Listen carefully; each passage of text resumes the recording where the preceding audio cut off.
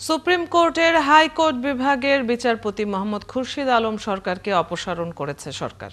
রাষ্ট্রপতির আদেশে তাকে অপসারণ করা হয়েছে বলে আজ বুধবার আইন মন্ত্রণালয়ের সচিব লিয়াকত আলী মোল্লার সই করা প্রজ্ঞাপনে জানানো হয়। এতে উল্লেখ করা হয়, বিচারপতি মোহাম্মদ খুরশিদ আলম সরকার তার পদের দায়িত্ব সঠিকভাবে পালনে অযোগ্য হয়ে পড়েছেন। সংবিধানের পুনর্বহাল অনুচ্ছেদ ৯৬ এর দফা ৬ এর বিধান অনুযায়ী তাকে অপসারণ করা হলো বলে প্রজ্ঞাপনে জানানো হয়েছে।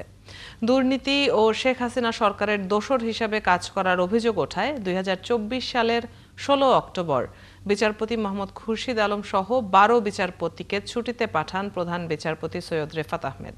পরে তাদের বিরুদ্ধে ওঠা অভিযোগের তদন্ত শুরু করে প্রধান বিচারপতি ডক্টর রেফাত আহমেদের নেতৃত্বাধীন সুপ্রিম জুডিশিয়াল কাউন্সিল।